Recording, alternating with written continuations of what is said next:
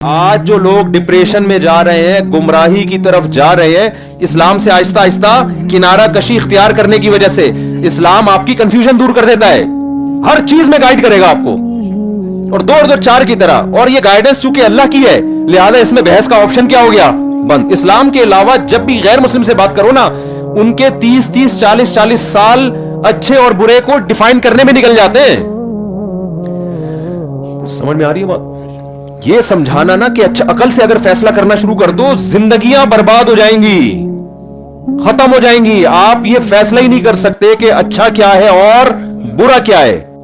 ہر آدمی کا کرائٹیریا اس میں کیا ہے. اب دیکھو, غیر مسلم کہتے ہیں زنا میں کوئی برائی نہیں ہے, لڑکی راضی لڑکا راضی, تو کیا ہے اس میں؟ ہم کہیں گے ولد الزنا بچے پیدا ہوتے ہیں, تو کہہ رہے کیا ہو گیا, تو اس سے کیا ہوتا ہے, بچے تو ہے نا وہ, تو جو باپ ہے جو زانی ہے اسی کو باپ مان لو. ہم کہتے ہیں نہیں, بہت دفعہ زانی اپنے بچے کو باپ نہیں کہتا, اپنے آپ کو باپ نہیں مانتا, تو کہہ رہے ہیں کیا ہوا, سنگل مدر ہو گیا. کیا ہو گیا بھائی, سنگل مدر. ہم کہتے ہیں اس سوسائٹی میں جب عورت کو تحفظ نہیں ملتا تو بعض دفعہ ماں بھی بچہ چھوڑ دیتی ہے, تو کہہ رہے ہیں کیا ہو گیا, ریاست پال لے گی. نہیں آئی بات میرا خیال, بات اسٹیٹ پال لے گی. تو ہر سوال کا جواب ہے آپ کے پاس. وہ کہتے ہیں یار ہومو سیکسولیٹی کو پروموٹ, یہ تو نیچر کے خلاف ہے. کہہ رہے ہیں نیچر کیا ہوتا ہے بھائی, نیچر کیا ہوتا ہے, نیچر تو انسان خود بناتا ہے. او بھائی یہ برائی ہے, یہ گندا عمل ہے. ہمارے ہاں تو کوئی بولے تو لوگ اس کو گالیاں دیتے ہیں, تو کہہ رہے ہیں تمہارا کلچر ایسا ہے, ہمارا کلچر ایسا نہیں ہے. تو بتاؤ کہیں بریک لگے گی؟ کیا ہو گیا بھائی جان, کہیں لگے گی بریک؟ آپ کے بوڑھے ابا اما ہیں, اب وہ کہہ رہے ہیں بیٹا ہم نے, ماں کہہ رہی ہے میں نے تجھے بچپن میں دودھ پلایا, میں نے تیری پرورش کی, میں نے تجھے پال پوس کے بڑا کیا, اب تو مجھے گھر میں رکھ کے کھلائے گا بھی پلائے گا بھی. آپ کہیں گے کہ بھائی تو نے مجھے پالا پوسا, یہ تو تیری نیچر ہے. ہر عورت کے دل میں بچے کی محبت ہوتی ہے, اس محبت کی وجہ سے تو نے مجھے پالا, ٹھیک ہے نا. میں نے تو نہیں کہا تھا کہ تو مجھے پال, نہ میں نے یہ کہا تھا کہ تو مجھے پیدا کر. اب وہ تیرا ہیڈ ہے کہ تو نے کیا کیا. نہیں یہ بات سمجھ. لہذا اب میں جوان ہو گیا ہوں, اگر میں بڑھاپے میں تیری خدمت کرتا ہوں تو لائف کو انجوائے کب کروں گا میں؟ بھائی تو 10 سال سے بستر پہ پڑی ہوئی ہے, تو 15 سال سے پڑی ہوئی ہے, میں کہیں جا نہیں سکتا. میں نے تیری تو بہتر نہیں ہے میں تجھے گورنمنٹ کے حوالے کر دوں, ایدی سینٹر کے حوالے کر دوں, وہ اچھی کیئر کریں گے. گورنمنٹ میری آدھی تنخواہ ٹیکس میں اس لیے تو کاٹتی ہے کہ بوڑھوں کو کھلائے, میں وہاں بھی دوں اور ادھر بھی خرچ کروں. یہ کیا بھائی, تو آپ اولڈ ہاؤس میں رہے. آپ عقل سے ثابت کر سکتے ہو,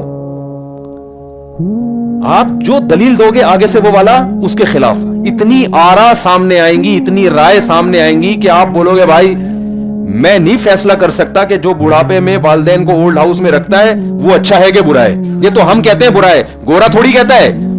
اور ذہین ہم زیادہ ہے یا گورا زیادہ ہے یا نہیں, سمجھا کون جاتا ہے اس دنیا میں ذہین زیادہ؟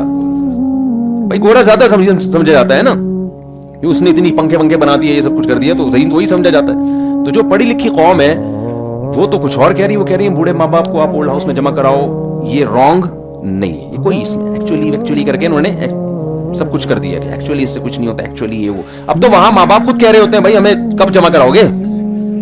ہاں ایک جرمنی سے ہمارے ایک دوست آئے, انہوں نے کہا کہ ہم, وہ گورا تھا, دوست تو نہیں تھا, یہ نہیں بن گیا ملاقات کے بعد. اس نے کہا, میں نے کہا آپ اولڈ ہاؤس میں تو نہیں جمع کرایا. انہوں نے کہا میری دادی نے خود بولا تھا بھائی مجھے اولڈ ہاؤس میں جمع کرا دو, کیوں تم لوگوں نے میری ٹینشن پالی ہوئی ہے. تو کہہ رہے وہ اپنی خوشی سے جانا چاہتی تھی, اس لیے ہم نے اپنی خوشی سے ان کو جمع کرا دیا. میں نے کہا بھائی ہماری سوسائٹی میں اگر اماں یا دادی یا نانی کہہ دیں نا اپنی خوشی سے مجھے ایدی سینٹر میں جمع کرا دو اور ہم کرا دیں, تو اگلا جمعہ ہمارے لیے ممبر پہ بیٹھنا ممکن نہیں ہوگا. قوم اتنے جوتے مارے گی, بولے گی یا ممبر پہ بیٹھ کے تو داداؤں کے فضائل بیان کر رہا ہے اور اس کی اماں کہاں ہے ایدی سینٹر میں. اماں کہے گی بھی نہیں, اور کہے گی بھی تو ہم غیرت زمین میں گڑ کے مر جائیں گے. اب بتاؤ ہم صحیح ہیں وہ صحیح ہیں؟ گورا تو کہہ رہا ہے میں صحیح ہوں, ہم کہتے ہیں ہم صحیح ہوں, کہہ رہے تمہارا کلچر ہے اس لیے تمہیں ایسا لگ رہا ہے. اگر کلچر نہیں ہوتا تو یہ کیا تھی یہ چیز, تو یہ نارمل ہے. تو کلچر کی وجہ سے تم ایسا کر رہے ہو, تمہارے یہاں کلچر نہیں ہے. جب بن جائے گا تو ٹھیک ہو جائے گا. بھائی میں انگلش میں بیان تو نہیں کر رہا نا, اردو میں ہی ہے نا الحمدللہ. اصل میں مسئلہ یہ ہے کہ لوگ آہستہ آہستہ مذہبی پابندیوں سے آزاد ہو رہے ہیں. ان کو یہ نہیں پتا ہے کہ تمہارا انجام کتنا بھیانک ہونے والا ہے. ہر جگہ نا مولوی کو متنازع بنا دیا ہے, مولوی لوگ ایسے, مولوی لوگ ایسے. اس کا مقصد مولویوں سے بغاوت نہیں ہے, مقصد اسلام سے بغاوت ہے. اسلام آپ کی سوسائٹی سے نکل گیا نا, آپ کی بریکیں فیل ہیں, بہت بھیانک انجام ہے پھر آپ کا. میں ایک مثال سے بات سمجھاتا ہوں پھر آگے چلتا ہوں. یہ دفعہ میرا کہیں بیان ہوا کہ دین کے علم کی اور دینی مدارس کی ضرورت کیا ہے سوسائٹی میں. میں نے ان سے کہا وہ سوسائٹی جس میں سب کچھ ہے مولوی نہیں ہے, اور وہ سوسائٹی جس میں کچھ بھی نہیں ہے صرف مولوی ہے. دونوں کا فرق دیکھ لو. ہمارے یہاں کرپشن بھی ہے الحمدللہ دبا کے, چور اچکے قسم کے حکمران میجورٹی وہ مسلط ہے ہمارے اوپر, ایسا ہی ہے نا. اور اللہ بھلا کرے آپ کا کوئی نظام ہی نہیں ہے نا, سسٹم ہی نہیں ہے, جو تباہی ہماری سوسائٹی میں. ہمارے ہاں اگر کچھ خیر ہے نا تو صرف مذہب کی وجہ سے ہے, اسلام کی وجہ سے. میں ایک اور آسان مثال سمجھاتا ہوں. یورپ میں ہم گئے, تھائی لینڈ میں بھی ہمارا سفر ہوا. بہت سارے ملکوں میں ہسپتالوں کا نظام بڑا ہی خاندانی ہے, کیونکہ ہم یہاں اپنے گورنمنٹ کے ہسپتال دیکھ کر گئے تھے. ہمارے گورنمنٹ کے تو ہسپتال ہوتے ہیں تو جس کو مارنا ہو آپ لے جائیں فوراً اس کو, وہاں پہ بیمار کو لے جائیں. پان کی پیکیں اور تکیے, پتہ نہیں کتنے سروں پہ وہ تکیے استعمال ہو رہے ہیں, کس کس کی جوئیں نے وہاں ٹریولنگ کی ہے اور کس کس کے پسینے وہاں پر نکلے ہیں. بہت ہی عجیب سا ایک منظر ہوتا ہے. اور یعنی کینسر کا جو پیشنٹ ہے نا وہ لائن میں ایسے کھڑا ہوتا ہے جیسے گولا گنڈا لینے کے لیے, گولے گنڈے کی ریڈی پہ جس طرح سے لائن میں لوگ ہوتے ہیں نا, ایسے کینسر والے کا بھی ایسے علاج ہو رہا ہوتا ہے. یہ آپ بتاؤ عوام کا قصور ہے, یہ گورنمنٹ کا قصور ہے, حکومت کا قصور ہے. پھر کہا جاتا ہے فری علاج ہے, لیکن فری وری دو قسم کے خرچے دبا کے ہوتے ہیں. ایک خرچہ تو سچی مچی کی دوائیں ہیں جو آپ کو واقعی ضروری ہیں, ان دواؤں کا الگ خرچہ, اور ایک جو جھوٹی موٹی کی دوائیں ہیں جو ڈاکٹر کے تعلقات ہیں میڈیکل اسٹور والے سے, کیونکہ میڈیکل اسٹور والا ڈاکٹر کا ماموں ہے تو لہذا وہاں سے ایک الگ کمپنی کی جو دوائیں. اور تیسرا ایک اور خرچہ جو میڈیکل ریپ والے دے رہے ہوتے ہیں کہ ہماری دوا بکوائیں آپ, یہی دوا سستی مل رہی ہے لیکن میڈیکل ریپ والے تھوڑا مہنگی, کیونکہ پھر ڈاکٹروں کو تحفے تحائف ملتے ہیں. تو تین قسم کے خرچے عوام کی پر ڈالے جاتے ہیں. سمجھ میں آ رہی ہے بات؟ آپ جب جاتے ہیں باہر ملکوں میں, تھائی لینڈ کا ہاسپٹل ایسا خوبصورت, ایسا خاندانی, میں آپ کو بتاؤں ایک صحت مند آدمی کا دل کرے کہ یار کاش میں بیمار ہو کے یہاں لیٹ جاؤں. وہ چائنا میں کسی نے کہا نا کہ چائنا والے دوسری شادی کیوں نہیں کرتے, تو کسی نے کہا ان کو پتا ہے دوسری بھی پہلی کی جیسی شکل کی ملے گی, تو وہ اس لیے نہیں کر رہے ہوتے. یہ بار بار نا ہل رہا ہے اور یہ پیچھے سے مجھے تنگ کر رہا ہے بہت, ایسے نہیں کرتے. تو اب آپ مجھے بتاؤ, وہاں علاج فری اور اتنا وی آئی پی علاج ہے کہ آپ کی سوچ, لیکن یہ سارا خرچہ کون اٹھا رہی ہے؟ گورنمنٹ, پبلک نہیں. ہمارے ہاں گورنمنٹ کے ہسپتالوں میں چلے جاؤ, لیکن وہ آپ انڈس ہاسپٹل چلے جاؤ, آغا خان کے اسٹینڈرڈ کا علاج ہو رہا ہے, خرچہ سارا کون اٹھا رہی ہے؟ عوام, پبلک. سمجھ میں آ رہی ہے بات؟ اس سے کیا پتا چلا؟ ہماری حکومتیں کرپٹ ہیں, عوام اچھی ہے, ان کی عوام اتنی اچھی نہیں ہے, حکومتیں کیا ہیں؟ اچھی ہیں.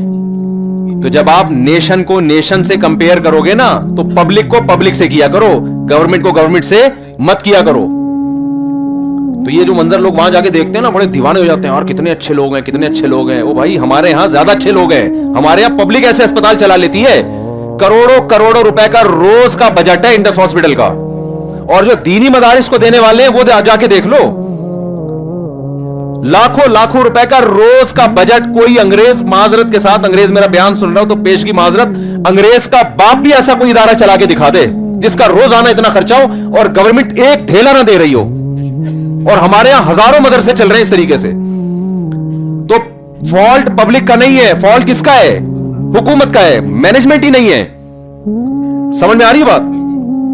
اور وہاں جو گورنمنٹ نے اتنا بہترین علاج پبلک کو دیا ہوا ہے, وہ کیوں دیا ہے؟ آدھی تنخواہ آپ کی سیلری سے کٹ رہی ہے. اس کا مطلب گورنمنٹ صرف مینجمنٹ اچھی کر رہی ہے اور کچھ بھی نہیں ہے. ارے بھائی آپ میرے پاس آتے ہو, مفتی صاحب مجھے سیکیورٹی نہیں ہے یار, سیکیورٹی دو مجھے یار, میں بہت ٹینشن ہوں, میں نے آپ کے لیے 6 گارڈ کا انتظام کر لیا, زبردست. آپ کہو یار کیا مفتی صاحب, یہ تو ہمارے وزیر اعظم ہونے چاہیے. جب آپ کے پاس مہینے کی تنخواہ آئی نا تو 3 لاکھ روپے تنخواہ تھی, 50,000 ملی. میں نے کہا یہ کیا ہے؟ میں کہا بھائی جو آپ کے 2.5 لاکھ تھے نا, جو 3 لاکھ 2.5 لاکھ جو تھے نا, وہ میں نے بینک والوں سے بات کی ہے, جو اس دن میں نے آپ سے پیپر پہ سائن کروائے تھے نا, وہ یہی تھے کہ آئندہ آپ کی تنخواہ سے 2.5 لاکھ کس کو ملیں گے؟